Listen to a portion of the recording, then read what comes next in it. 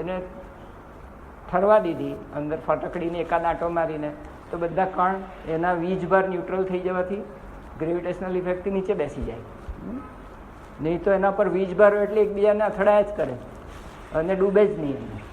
જેવો વીજભાર ન્યુટ્રલ થઈ જાય ફટકડીથી કે બધા કણ નીચે બેસી જાય. એ રીતે ભગવાન બુદ્ધ છે તે વિહારમાં નીકળેલા. વિહાર નામ એટલા માટે કે વિહાર કરતા હતા બિહારમાં.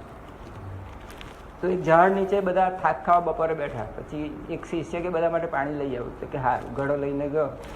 નાકે એક વેડો હતો, એ ત્યાં પહોંચે એટલા મેં ગાડું ત્યાંથી આમ પસાર થઈ ગયું. એટલે વેડાનું પાણી ડોળું થઈ ગયું.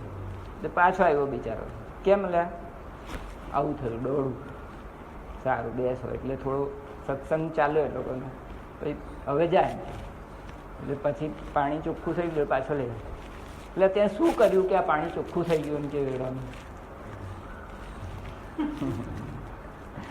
નથિંગ.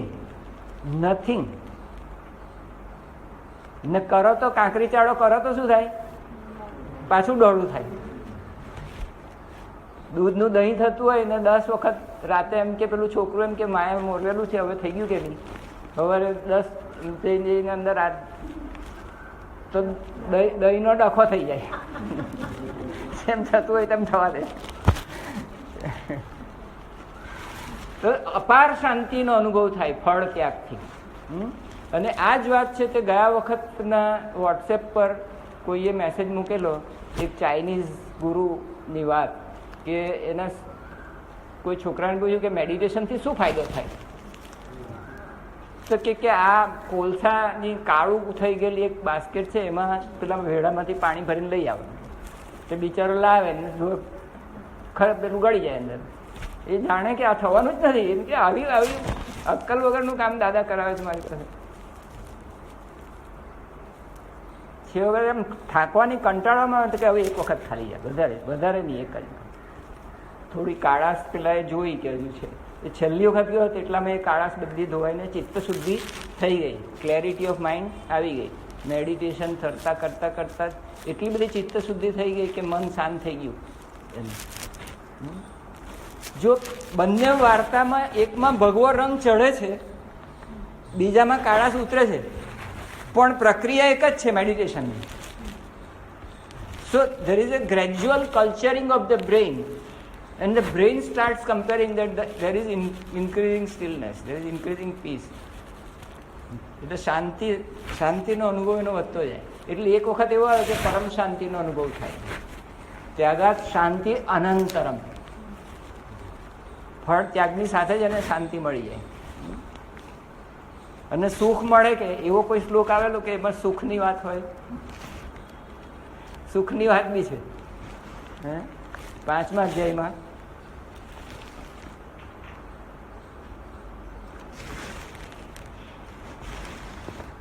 જો થોડો ટાઈમ જશે, પણ આ તમને સુખ શાંતિ ક્યાંથી મળે એની આધારભૂત વાત છે. આ આધારભૂત વાત છે. જુઓ, સુખની વાત આવે છે. કર્મ ત્યાગ, ફળ ત્યાગથી શાંતિની વાત આવી ગઈ 12મા અધ્યાયમાં 12મા શ્લોકમાં. હવે સુખની વાત આવી. સુખ અને શાંતિ ફળના ત્યાગથી મળે. 131 અધ્યાય 5 શ્લોક 13. સુખ અને શાંતિ જોઈએ છે ભાઈઓ? કોને જોઈએ? આંગળી ઊંચી કરો. જોઈએ તો ફળની પાછળ ભાગમભાગ દૂર કરો. Stop becoming and be still and know that I am God. શાંતિ અને સુખ તમારી અંદર જ છે, તમારું સ્વરૂપ જ છે, તમે જ છો, જાતે પોતે સચ્ચિદાનંદ છો. Pursue joy and be free. કોઈ એક આલે મોકલેલ છે ને, I will make the joy my north pole. એટલે આ સુખની પાછળ પડો અને ફ્રી થઈ જાઓ, મુક્ત બની જાઓ. જો શું લખે છે, મળી ગયું? 5:13-131. સર્વકર્માણી મનસા સંન્યસ્ય. બધા કર્મોનો મનથી સંન્યાસ કરવાનો. એટલે શારીરિક રીતે તમે કર્મ ત્યાગ કરી શકવાના જ નથી. ફળનો ત્યાગ, ઈચ્છાનો, એનો કામનાનો ત્યાગ કરી શકો. સંન્યસ્ય ત્યાગીને આસ્તે સુખમ વશી. તાત્કાલિક સુખ મળી જાય ને. સુખમ શબ્દ આવ્યો ને, ત્યાગાત શાંતિ પેલામાં આવ્યું, અહીંયા બી સુખમ, શાંતિ ને સુખ બેવું મળે. નવદ્વારે પૂરે દેહી નૈવ કુર્વન ન કારયન, કંઈ કરતો પણ નથી ને કંઈ કરાવતો પણ નથી. હકીકતમાં હવે ભગવાન 13મા શ્લોકમાં, 14મા શ્લોકમાં, 15મા શ્લોકમાં, 16મા શ્લોકમાં, 17મા શ્લોકમાં આનું રહસ્ય બતાવવાના છે કે આપણે ખરેખર કર્મ કરનાર છીએ જ નહીં. આપણું આત્મચૈતન્ય કર્મ કરતા છે જ નહીં, ફક્ત જ્ઞાતા દ્રષ્ટા જ છે, ફક્ત સાક્ષી જ છે. કર્મ તો બધા પ્રકૃતિના ગુણો વડે પ્રકૃતિ જ કરે છે. એ હવે સાબિત કરવાના છે. આવો ત્યારે આપણે 18 પર હવે આવીએ. સુખ શાંતિ કેવી રીતે મળે એ જોઈ લીધું. શા માટે આ જરૂરી છે તે જોઈ લીધું કે સુખ શાંતિ મારે જોઈએ છે અને એ બહારથી કદાપી મળવાની નથી. કર્મ ઘટતા જશે, બિનજરૂરી કર્મ જેટલા ઘટતા જશે એટલી મારી ભાગદોડ ઓછી થશે, એટલો મારો વેસ્ટ ઓફ એનર્જી ઓછો થશે. સો કોસ્ટ બેનિફિટ ઇફેક્ટ આવશે નહીં, બરાબર ને? કોઈ બી corporate company cost benefit effect આવ્યા જ કરે. તમને તમારો પેલો એજન્ટ આવશે ને, તમને આ કંપનીનો કોસ્ટ બેનિફિટ ઇફેક્ટ આમ છે એમ સમજાવશે કે નહીં સમજાવશે તમને? આના શેર લો સાહેબ, આની કોસ્ટ બેનિફિટ ઇફેક્ટ આવી છે, એનો ગ્રોથ આટલો છે, સમજાય? આવો કઈ શબ્દ આવે કે નહીં આવે?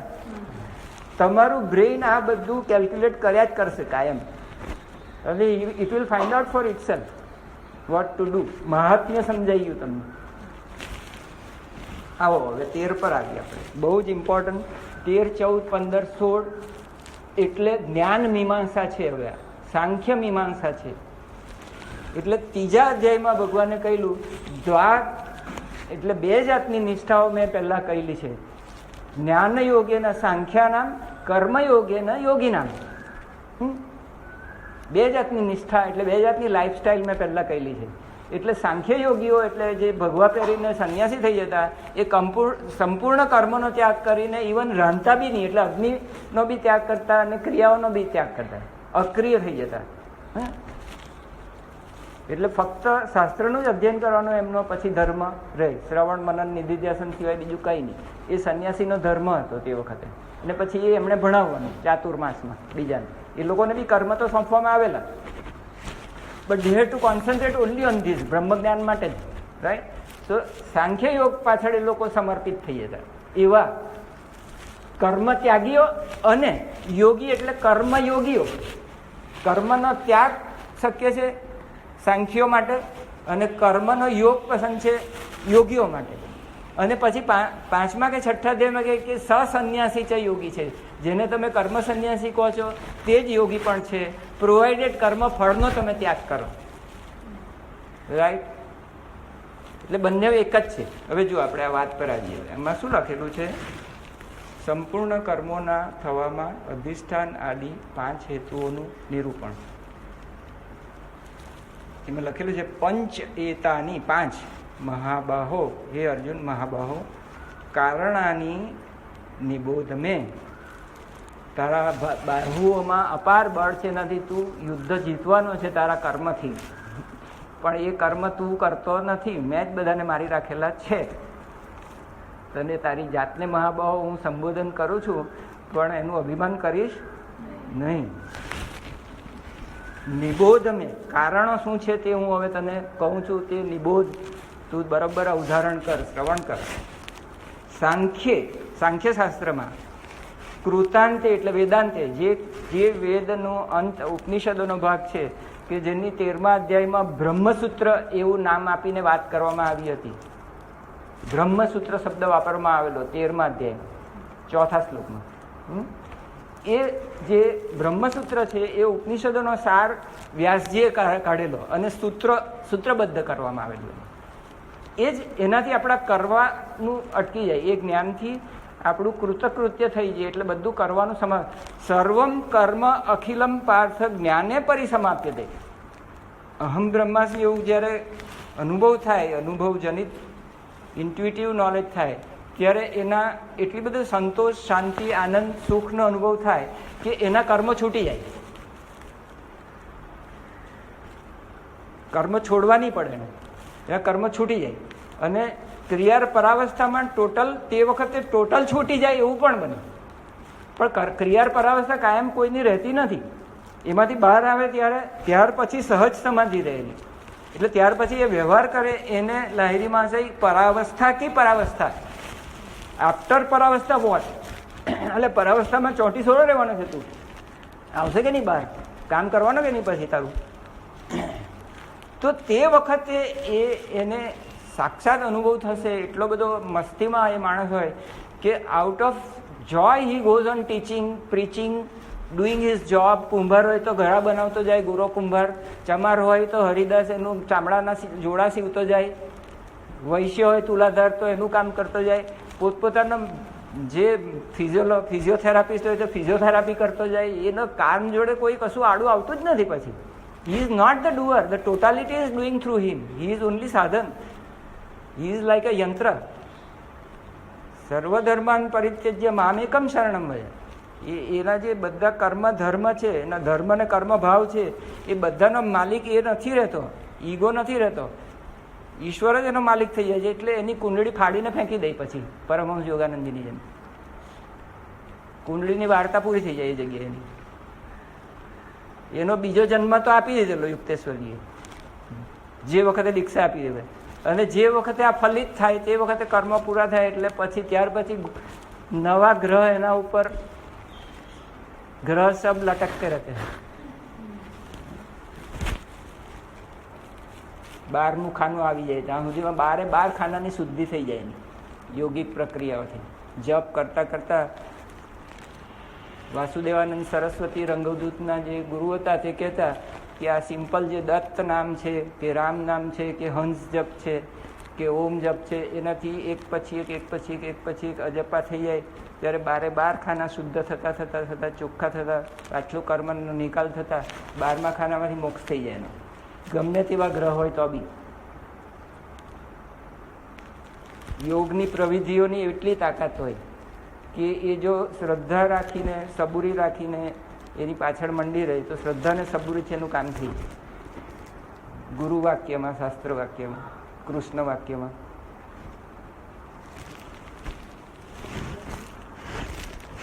તો નાઈ શકું. આ તો અમૃત છે. રસોહમ અક્ષુ કૌંતેય પ્રભાસ્મી શશી સૂર્યયોઃ પ્રણવ સર્વ વેદેશુ શબ્દ ખે. અત્યારે આ જે શબ્દ તમને સંભળાયેલો છે એ પણ એ જ છે, બીજું કંઈ નથી.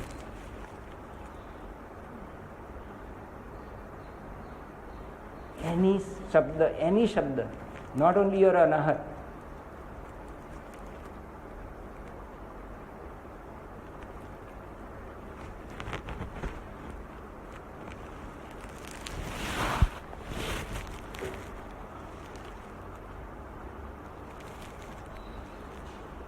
આંખ ખુલ્લી રાખો તો બી શબ્દ સંભળાય છે પંખાનો. Awareness is aware of that vibration which is nothing but God. His water is God. Om Vam Varunaya Namaha. I love you. And there are loving crystal formation in this water.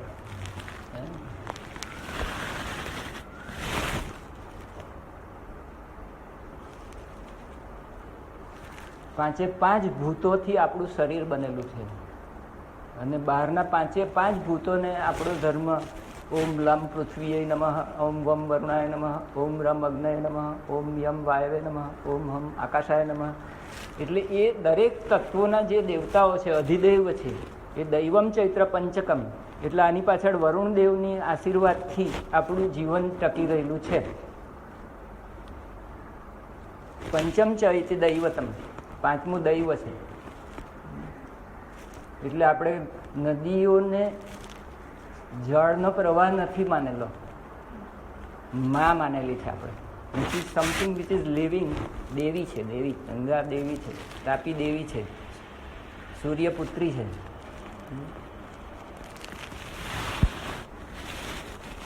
The whole culture is beautiful. The whole lifestyle has imbibed God, and it is teaching us to see God only in everything. The whole lifestyle is like that. It is a beautiful lifestyle. And then not understanding the other religions say, oh, they have got so many gods. They don't understand the whole point. તુલસીમાં પરમાત્મા છે, પીપળામાં પરમાત્મા છે, ઝાડમાં પરમાત્મા છે, પથ્થરમાં પરમાત્મા છે. હિમાલય તો પહાડ તો દેવ જ છે. પેલો અરુણાચલ તો રમણ મહર્ષિ માટે એટ્રેક્શન જ હતો, ખેંચી ગયો ત્યાં એને. It was something an extraordinary magnetic force for him, કે અજાણતામાં એને ખેંચી ગયો હતા. એને ખબર બી નહોતી કે એને કાં જવું છે. અને અરુણાચલ પછી છોડ્યો બી ને એને કોઈ દિવસ. એને એમ જ નહીં થયું કે મારે અમેરિકા જવું છે કે યુકે જવું છે કે ભાષણ આપવા જવું છે. કે પીપલ જેને આવું હતું તે આવ્યા હતા, તરસ લાગી જાય કુવા પાસે.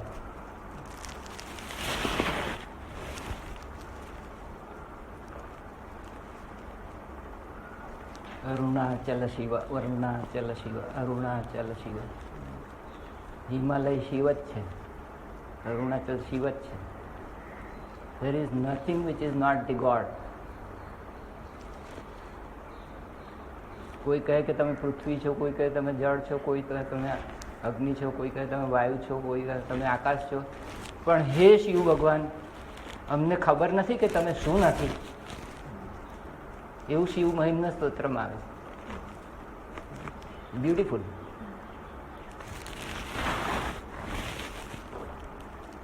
Do you now believe that this is God?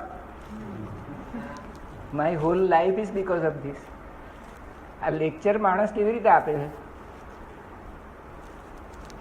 Thank you, so nice of you. આ ટાઈમ મેં બગાડ્યો નથી.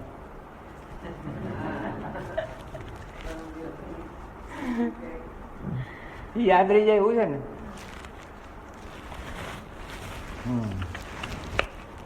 જય વરુણદેવ, જય તાપી માતા.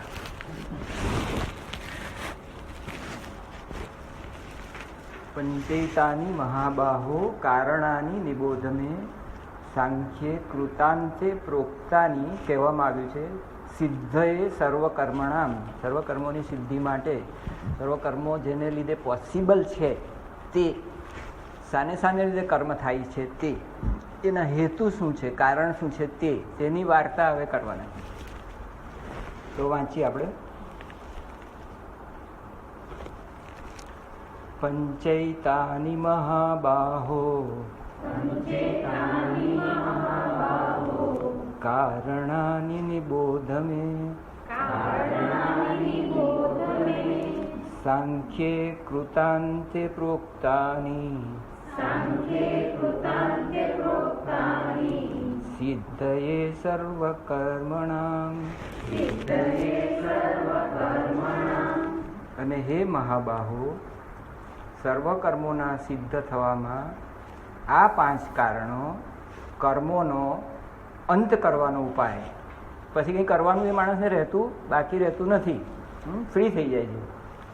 દર્શાવનાર સાંખ્યશાસ્ત્રમાં કહેવાયા છે. એનો અંત એટલે શું? વેદનો અંત એટલે સમસ્ત વેદોનો સિદ્ધાંત, સિદ્ધ અંત. સિદ્ધ અંતને માટે ટૂંકાક્ષરી શબ્દ અંત વાપરવામાં આવે. વેદાંત એટલે વેદમાંથી નિચોડ કરીને જે સિદ્ધાંત તારવવામાં આવેલો છે ઉપનિષદોમાંથી, એનું નામ વેદાંત. અને એના લીધે આપણને શું ફાયદો થાય છે? કંઈ કરવાનું રહેતું નથી. અકર્મ, એના બધા કર્મની અકર્મ યહ પશ્યેત, એના બધા કર્મ કરવા છતાં પણ એ અકર્મ બની જાય. કરનાર જ કોઈ બાકી જ નથી રહેતો એની પાછળ. પ્રોક્તાની સિદ્ધએ સર્વકર્મણામ એટલે અહીંયા ગુરુજીની ગીતામાં લખેલું છે કે 3જા અધ્યાયના 3જા શ્લોકમાં મારી જે ટીકાઓ છે તે જઈને વાંચી લેજો. તેમાં પેલી 2 જ્ઞાનયોગ એના સાંખ્યાનામ, કર્મણયોગ એના યોગીનામ, એ 2 નિષ્ઠાની વાત ત્યાં કરેલી છે. એટલે અહીંયા પછી ગુરુજીએ શું કર્યું કે આ 13, 14, 15, 16 બધાને એક જ સાથે લઈ લીધા કે ભાઈ ત્યાં જઈને જોઈ લો ને મેં શું કહેલું છે તે. સાંખ્ય એટલે શું? તો કે પુરુષ ને પ્રકૃતિ. પ્રકૃતિ એટલે શું? તો કે 24 તત્વો. એ 24 તત્વોની સંખ્યાની ગણના કરવામાં આવે એટલે સાંખ્ય.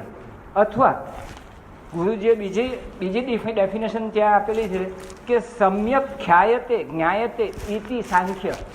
જેનાથી આત્મજ્ઞાન સારી રીતે થાય છે એવું જે ઉચ્ચ જ્ઞાન છે, ઉચ્ચતમ જ્ઞાન છે, એનું નામ સાંખ્ય. સમ્યક સારામાં સારી રીતે, ખ્યાયતે જ્ઞાયતે જેની ખ્યાતિ છે, સમજાય છે જેની, એનું નામ સાંખ્ય. બે એના અર્થો આપવામાં આવે છે. જે 24 પ્રકૃતિના તત્વોની ગણતરી કરવામાં આવે કે જે આપણે 13મા અધ્યાયમાં ક્ષેત્ર, પ્રકૃતિના ક્ષેત્રની અંદર બધી ગણતરી કરી જાય, ખરું કે ને? જો આપણે ટૂંકાણમાં એ એક વખત 13મા અધ્યાયમાં એ જગ્યાએ જોઈ લઈએ.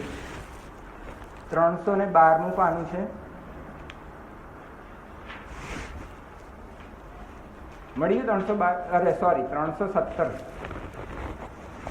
13મો અધ્યાય 5મો શ્લોક છે જમણી બાજુએ, અને ડાબી બાજુએ 4થો શ્લોક છે. તેમાં બ્રહ્મસૂત્ર શબ્દ આવે તે બી જોઈ લેજો. એ બ્રહ્મસૂત્ર એટલે જ વેદાંત. એ બ્રહ્મસૂત્રના જે ઓથર છે તે વ્યાસજી છે. એટલે બધા ઉપનિષદોનો સાર કરીને જે સૂત્રો બનાવવામાં આવેલા તે. અને ગુરુજીએ અહીંયા એમ કહ્યું છે કે સાંખ્યનો પહેલું સૂત્ર છે કે એવું શાસ્ત્ર કે જેના જ્ઞાનથી 3 પ્રકારના આધ્યાત્મિક, ભૌતિક, માનસિક સંતાપ અને દુઃખ દૂર થઈ જાય છે કાયમને માટે, હંમેશને માટે. એવા શાસ્ત્રને સાંખ્ય, એ પહેલું સાંખ્ય સૂત્ર જે કપિલનું છે એનો પહેલા સૂત્ર ગુરુજીએ ત્યાં ઉલ્લેખ કરેલો છે. બેલાબેને વાંચેલું છે તેમાં.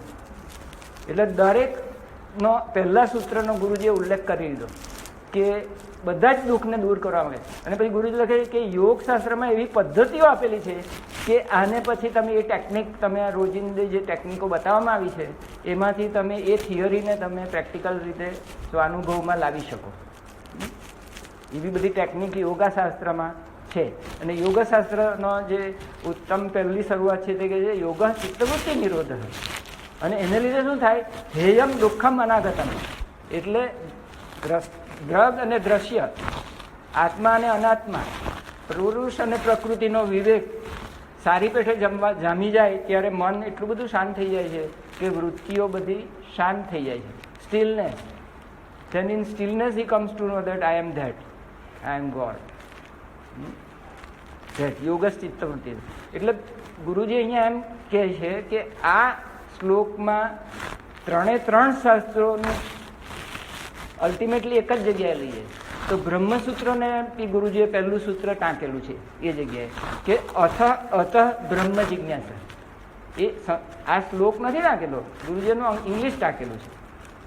હવે આપણે બ્રહ્મ ચૈતન્યની જિજ્ઞાસા કરશું તો બ્રહ્મસૂત્ર ત્યાર પછી ઇમિડિયેટલી શું કહે છે કે જન્મ આદિ અસ્ય યત. આ જે બ્રહ્માંડ છે એનો જન્મ, સૃષ્ટિ, સ્થિતિ અને પ્રલય. જન્મ આદિ એટલે સૃષ્ટિ, સ્થિતિ, પ્રલય. સ્થિતિ ને પ્રલય અધ્યાહાર રાખવામાં આવે. સૂત્ર ટૂંકું હોય છે. જન્મ આદિ અસ્ય એટલે આ બ્રહ્માંડ અને પિંડ, એ બંનેનો જન્મ, સ્થિતિ અને પ્રલય, એ બંને જે કોન્શિયસનેસમાંથી થાય છે એ કોન્શિયસનેસની હવે અમે વાત ઉપાડવાના છીએ. એ બ્રહ્મ ચૈતન્યની વાત અમે હવે કરવા માંગીએ છીએ. અથ બ્રહ્મ જિજ્ઞાસા. તમે જો અથ એટલે હવે પછી, એટલે તમે જો જે શમ, દમ, તપ, તિતિક્ષા વગેરે અધિકાર પ્રાપ્ત કરી લીધો હશે તો તમે અમે જે કહેવાનું તે સમજશો તમે, અધરવાઇઝ ઉપરથી ચાલી જશે. એટલે અથ બ્રહ્મ.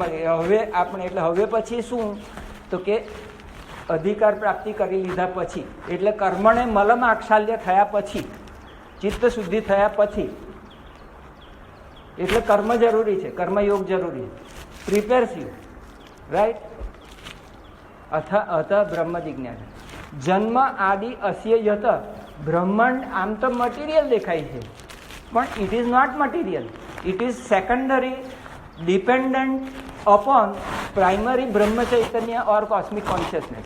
It is the cosmic consciousness which is the only thing which is true, which doesn't change, which is Nitya Satya, which is Trigunatit, which is Avikari, which is Avyay, Purnam Anadi Anantam Brahma Param.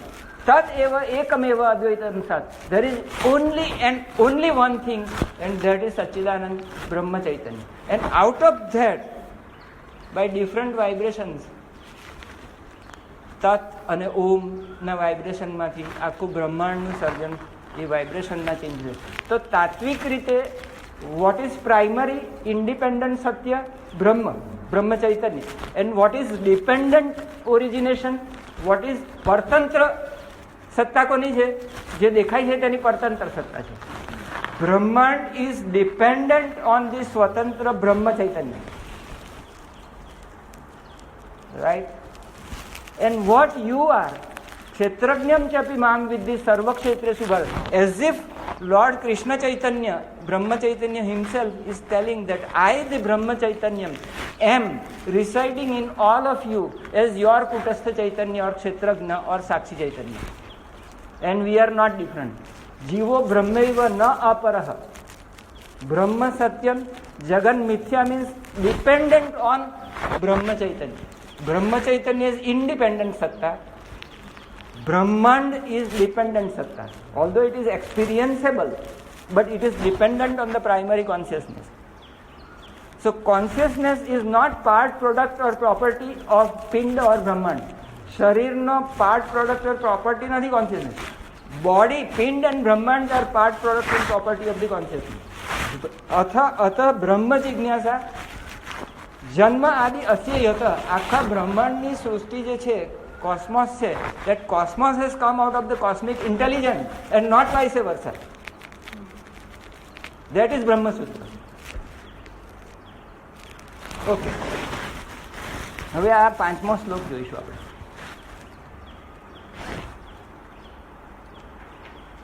એમાં લખે છે મહાભૂતાની 5 મહાભૂત છે તે પંચીકૃત અને અપંચીકૃત બેવ, જેનાથી આપણું શરીર પિંડ અને બ્રહ્માંડ બનેલું છે તે, તારાઓ વગેરે અને આપણું શરીર, એટલે એ અધિષ્ઠાન છે. અહંકારો એ કર્તા છે, હું કરું છું, એટલે આપણી અંદરનો જે કર્તા છે તે આ પ્રમાતા છે, તે આ જીવાત્મા છે, તે અહંકાર છે. અસ્મિતા ભીષ્મ. બુદ્ધિર અવ્યક્તમેવ છે, અને જે બુદ્ધિ તત્વ છે તે ચિત્ત, બુદ્ધિ, મન, બુદ્ધિ, અહંકાર. અવ્યક્ત એટલે પ્રકૃતિ જાતે પોતે. ચ ઇન્દ્રિયાણી દશૈકમ ચ, એટલે 10 ઇન્દ્રિયો અને 11મું મન. અહીંયા એ રીતે લઈ લીધું, બુદ્ધિ અલગ અને મન અલગ. પંચ ચ ઇન્દ્રિય ગોચરાહ, એટલે 5 જે ઇન્દ્રિયોના વિષય છે તે. ઈચ્છા, દ્વેષમ, સુખમ, દુઃખમ, સંઘાત, ચેતના, ધૃતિ, એટલે એ અધિષ્ઠાનની અંદર મનમાં, બુદ્ધિમાં, ચિત્તમાં જે રાગ અને દ્વેષ, ઈચ્છા અને દ્વેષ કોન્સ્ટન્ટલી થયા જ કરે છે, એ વિકારી છે. આવે છે રાગ, જતો રહે છે, દ્વેષ આવે છે, જતો રહે છે, વિકારી છે. જ્યારે જે પેલું ચેતન છે એ અવિકારી છે. You get my point? ક્ષેત્રજ્ઞ અવિકારી છે, ક્ષેત્ર વિકારી છે, પુરુષ અવિકારી છે, ચેતન છે, પ્રકૃતિ જળ છે, વિકારી છે. You get my point? એટલે અહીંયા શું લખે છે? એતત ક્ષેત્ર સમાસેન સવિકારમ ઉદાહૃતમ. આ જે પ્રકૃતિથી બનેલું જે 24 તત્વોનું ક્ષેત્ર છે એ વિકારી છે, અને તમે જે ક્ષેત્રજ્ઞ છો એ ચેતન છો, જળ નથી, અવિકારી છો, વિકારી નથી, બદલાતા નથી, જેમ છો તેમ. એટલે હું છું. કાલે બી એમ જ હતો, ઊંઘમાં બી હું એમ જ હતો, સ્વપ્ન બી હું જ જોતો હતો, અત્યારે જાગ્રતમાં હું જ આ સાંભળી રહેલો છું તે છું. એમાં કોઈ બદલાવ આવ્યો તમારામાં? See, this is your directly experienceable truth, your truth, your truth. ક્ષેત્રજ્ઞનો ટ્રુથ આ છે. You get my? You are directly experiencing right now this. You are not reading this.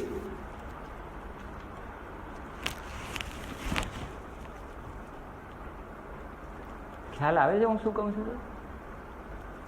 તમે સાંભળનાર, તમે જ એ ચેતન સત્તા છો, અને એ ચેતન સત્તા જે પ્રકાશ છે, જેમ આ લાઇટના પ્રકાશમાં તમે મને જોઈ શકો છો, બધાને જોઈ શકો છો, તેમ તમારા ચૈતન્ય પ્રકાશની અંદર, તમારો જે ચૈતન્ય સૂર્ય છે એના પ્રકાશની અંદર તમે મને સાંભળી શકો છો, જોઈ શકો છો.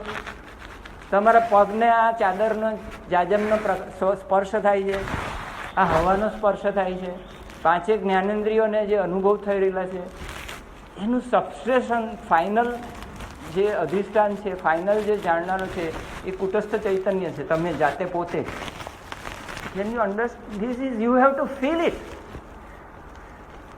That is known as dhyanam. શ્રેયો હિ જ્ઞાનમ અભ્યાસાત, કોરું જ્ઞાન.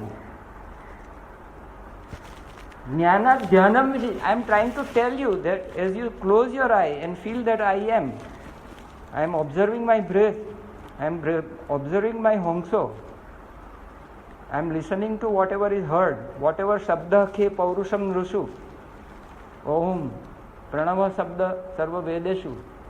This all I am aware of. Aren't you aware of everything right now, right here? તમારી ચેતનાના પ્રકાશમાં તમે આ બધું સાંભળી શકો છો, અનુભવી શકો છો. એ પુરાવો છે તમારી ચેતનાના પ્રકાશની હાજરીની. જેમ આ લાઇટના પ્રકાશમાં તમે મને જોઈ શકો છો, તેમ તમારી ચેતનાના પ્રકાશમાં તમે મને સાંભળી શકો છો, જોઈ શકો છો, અનુભવી શકો છો. ઇઝ ઇટ સી, આ કોરું જ્ઞાન નથી. અહીંયા તમારા અનુભવમાં આવે એવું જ્ઞાન છે. ભગવાન કોઈ એવી વાત નથી કરતા કે જે તમારા સાક્ષાત અનુભવમાં ન આવી શકે. એ તમારા સાક્ષાત અપરોક્ષ અનુભવની વાત કરી રહેલા છે ભગવાન. ઓકે, તો આ વાત પરથી આપણે 14મા પર જઈએ છીએ. હવે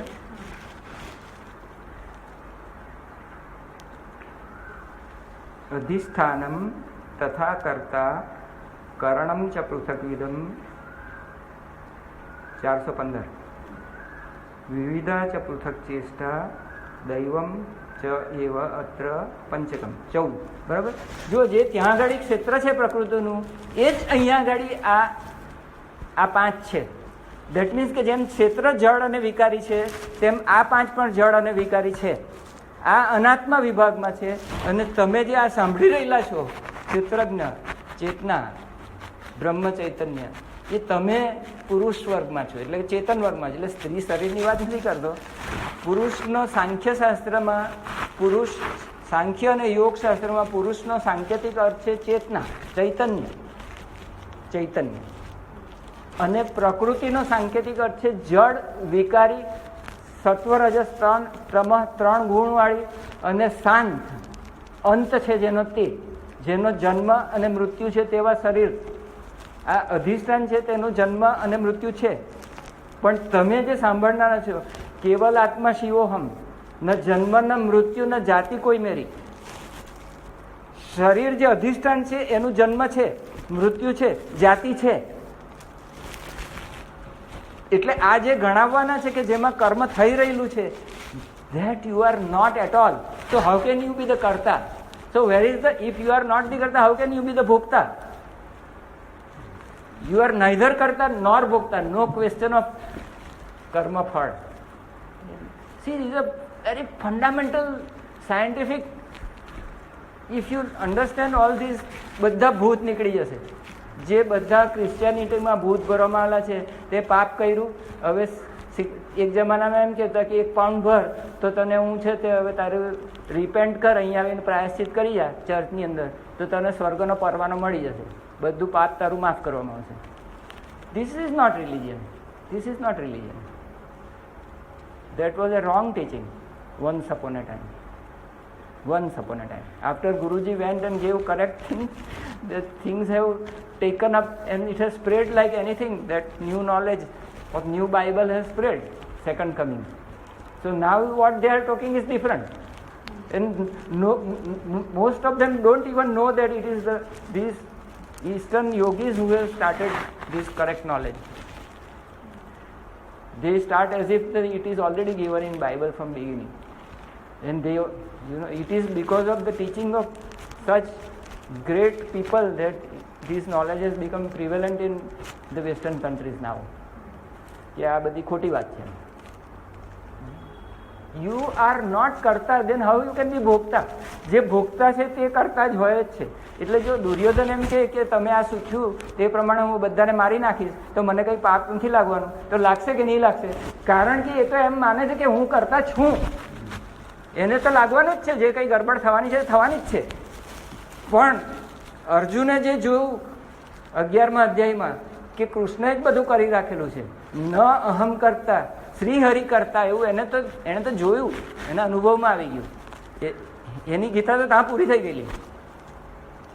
four him Gita was over within, એટલે 1 સેકન્ડમાં એનું ડાઉનલોડ થઈ ગયેલું.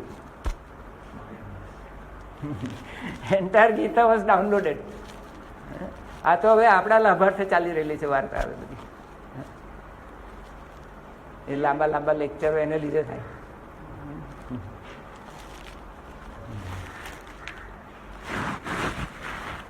અધિષ્ઠાનમ તથા કર્તા કરણમ ચ ચ પૃથક વિધમ વિવિધાશ્ચ પૃથક્તેષ્ટા દૈવમ ચ એવ અત્ર પંચમમ. આ બધું ક્ષેત્રમાં આવશે. પ્રકૃતિની પ્રોડક્ટ છે, આ વિકારી છે, જળ છે, ત્રિગુણવાળી છે. કર્મ બધા આમાં થાય છે, તમે નથી કરતા. જો હવે શબ્દનો એક એક અર્થ લઈશું આપણે. અધિષ્ઠાનમ ચ અધિષ્ઠાન, કર્તા કર્તા, અને પૃથક વિધમ જુદા જુદા પ્રકારના કરણમ કરણ એટલે ઇન્દ્રિય, કર્મેન્દ્રિય, જ્ઞાનેન્દ્રિયો અને અંતઃકરણ, મન બુદ્ધિ ચિત્ત અહંકાર. વિવિધા જુદી જુદી જાતના, અનેક જાતના જુદી જુદી ચેષ્ટાઓ એટલે પ્રાણ ક્રિયાઓ.